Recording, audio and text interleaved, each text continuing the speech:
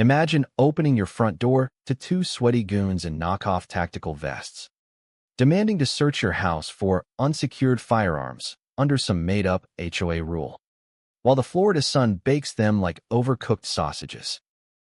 That's exactly what hit Jake Harlan one lazy afternoon, as he sipped his iced tea on the porch of his modest ranch home in Sunnybrook Estates, a neighborhood where the grass was greener only because the HOA fined you for every rogue weed. But Jake, a retired analyst with a poker face honed from years of corporate BS, didn't budge. He just eyed them like pests who'd wandered into the wrong trap. The bigger one, sweat pooling under his too-tight vest, waved a clipboard like it was the Constitution. "Sir, HOA emergency bylaw 4C requires immediate inspection. You signed the covenants. Community safety first."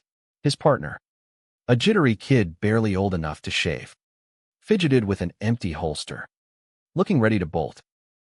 Jake leaned back, his voice smooth as gravel. "Bylaw 4C, that's cute. Last I checked, our HOA doesn't cover imaginary gun hunts. Got a warrant?" "Boys," the silence stretched like taffy, the big guy's jaw twitching as he muttered, "we're authorized."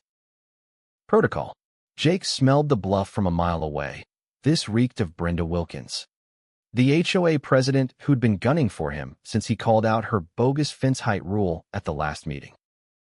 Brenda, a plump busybody with a perm like a helmet and a smile that screamed, "Bless your heart," while plotting your downfall, ruled Sunnybrook like her personal fiefdom, enforcing standards that conveniently benefited her cronies.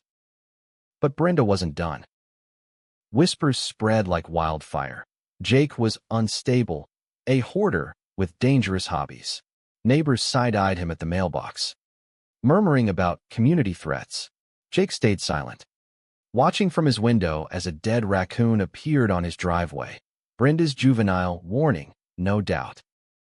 Then came the key scratch down his pickup, deep enough to scream pettiness. The classic Karen touch, Jake murmured to himself, snapping photos without a word. The real kicker?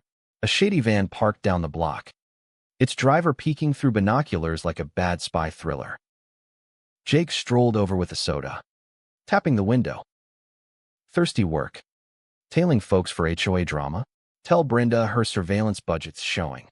Those binoculars are dollar store specials." The guy paled, stammering, "I don't know what," before screeching off. Jake chuckled darkly. Brenda's trit order was unraveling into farce, her moral high ground crumbling under the weight of her own hypocrisy. It escalated when Brenda's official summons arrived, a hearing for harassment and nuisance behavior. Jake knew it was her kangaroo court, packed with her yes-men who'd nod along to her sermons on civic duty while ignoring her own tacky yard gnomes. But Jake had been busy, digging into public records, old emails, even looping in a buddy from his analyst days for dirt. Brenda's enforcers? Hired thugs with rap sheets, paid from her slush fund disguised as community fees. The meeting room buzzed with her sycophants. Brenda at the head, her double chin quivering with feigned outrage. "Mr. Harlan, your defiance threatens our harmonious enclave," she intoned, voice dripping fake piety. Jake stood, casual in his old service jacket, ribbons from his intel days pinned like silent accusations. "Harmony? Like when you sent fake cops to my door." He plugged in his phone, projecting crystal-clear footage of the goons' botched raid, their lies looping for all to see. Gasps rippled as Jake flipped tabs in his folder. "Here's the invoice, your signature. Brenda, paying these clowns $800 from HOA dues. And this? Their criminal records, assault, fraud. Community safety, huh?" Brenda's face bloated red, sputtering. "This is slander. I was upholding standards." But the board shifted, eyes widening at the bank logs tying her to organized intimidation. "Standards like spying on neighbors?" Jake quipped, his tone laced with icy sarcasm. In walked Officer Ramirez, badge gleaming. "MS. Wilkins, you're under arrest for conspiracy and fraud. Click. Handcuffs snapped on her wrists as she wailed. This is outrageous. I'm protecting property values. The room erupted in stunned murmurs. Her empire collapsing in real-time hilarity, the queen of petty rules dethroned by her own overreach.